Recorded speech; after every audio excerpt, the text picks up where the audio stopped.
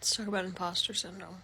This weekend I had an assessment for my psychology course, and it was the first time that I was being graded on my therapy skills. And I was very anxious. I was very nervous going into this. I cannot express why I was so nervous. I think I just wanted to make sure that I did everything right.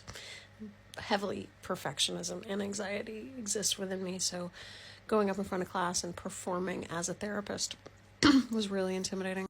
And I didn't do well. I didn't do well because I was so concerned with doing well.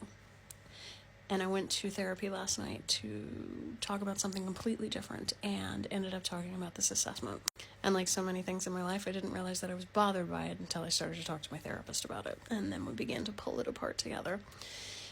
And I realized how inadequate it made me feel to not be graded well, to not be seen as doing well at something. And it brought up imposter syndrome in me, and I brought up this whole feeling of maybe this isn't what I'm supposed to be doing, even though this is what I've wanted to do my entire life, even though this is what I'm jumping into in my mid-40s to go back to this dream that I had as a child. I still felt like, maybe this isn't what I'm supposed to be doing. And I think it can feel like that even more because of my age, because of where I'm at, because of returning to this thing that was once my dream. And now, when I don't immediately excel at it, there's this feeling of, maybe I'm barking up the wrong tree. Maybe I'm wasting my time. Maybe I've misdirected. Maybe I should have listened the first time when I didn't follow through on this. Maybe this isn't where I'm supposed to be. But of course, that's not true. We don't all jump into painting as Picasso. We don't jump into therapy as Carl Rogers. There is a learning curve. There's time that it takes to develop what it is we want to do, no matter how badly we want to do it. Chances are good we are not born with the immediate skills that it takes to do the thing that we want to do. And for maybe you, and definitely for me, if I don't get it right the first time, I'm like, fucking A. This isn't my path. What am I supposed to do? What is going on with me? Who am I? But it takes time. It takes time. It takes practice. And that's literally what my professor wrote at the end of my assessment was. I have no doubt with time and practice, you will greatly improve. And you know what? When I think about it, of course I will. Of course I will. And I could tell that to anyone else. I could tell it to you. I could tell it to my friends in class who didn't do well. It's just sometimes a struggle to internalize that idea and that awareness. It's not even an idea. It's an awareness that practice makes perfect. Not perfect, of course. I'll never be a perfect therapist, but practice makes way fucking better than going in and doing it for the first time. And this was my first time. It was my first time getting graded on how I am in a therapist position. And as someone who has been a therapist to dozens, hundreds of friends and family throughout the years, and loved being in that position, loved holding that kind of helpfulness and reflection and kindness and lovingness and connectedness. Those are things that I brought with me into that assessment. And those are not necessarily assets in the world of therapy. In a way they are, but there's a part of me that kind of has to close myself off and just be all about the client.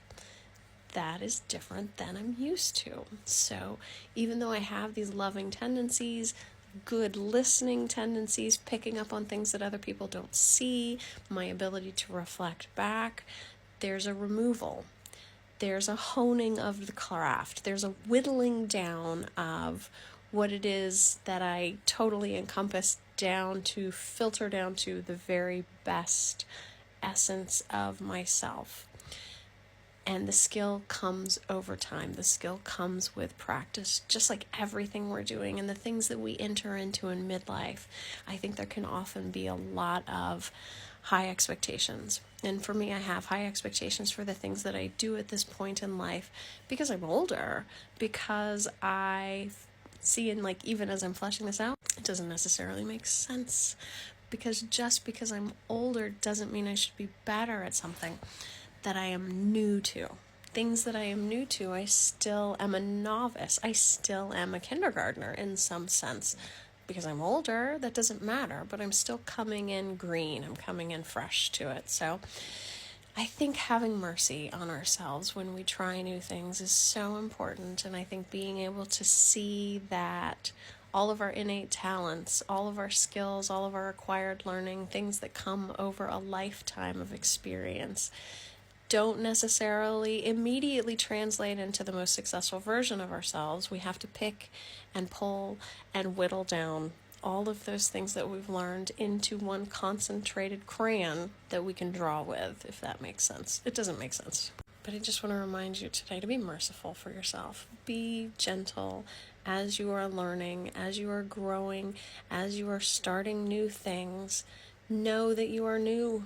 You are new to this. This is your first time trying these things.